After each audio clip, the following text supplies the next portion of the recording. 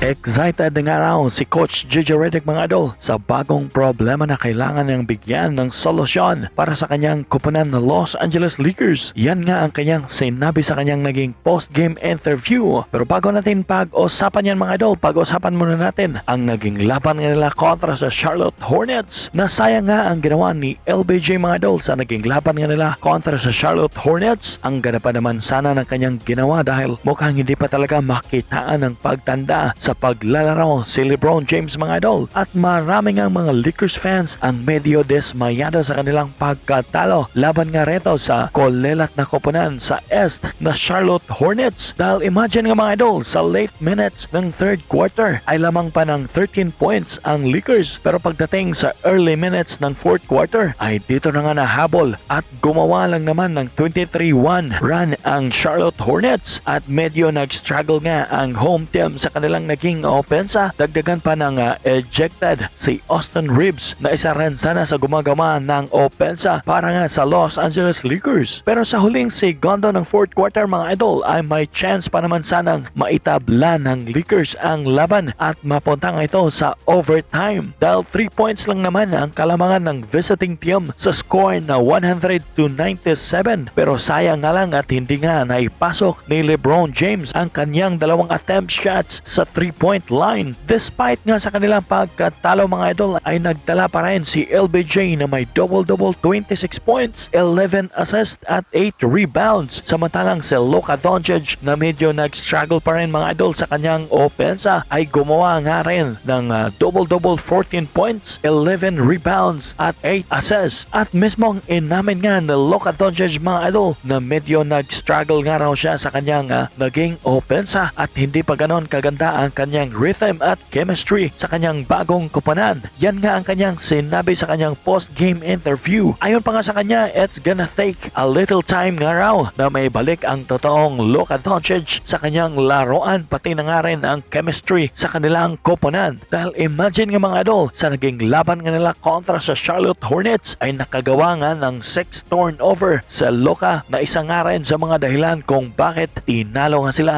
sa kanilang naging laban. At pati nga si Coach JJ Redick mga idol ay sinang-ayunan nga ang sinabi na Luka Doncic na nag-struggle nga raw ang kanyang kupunan sa kanilang naging opensa dahil nga rin daw sa may bagong naidagdag sa kanilang lineups. Yan nga ay si Luka Doncic, kaya hindi pa nga raw ganun kaganda ang chemistry ng kanyang mga player. Pero ayon pa nga kay Coach JJ mga idol na very excited na nga raw siya sa panibagong problema ng kanyang kupunan. Yan nga raw ang solusyonan ang problema nila sa kanilang magiging opensa. Dagdag pa nga niya mga idol, as head coach nga raw ng Los Angeles Lakers ay nakakapanabik nga raw na may dalawa siyang player na sina LBJ at Luka Doncic na parehong magaling sa ball handling at great passer nga raw.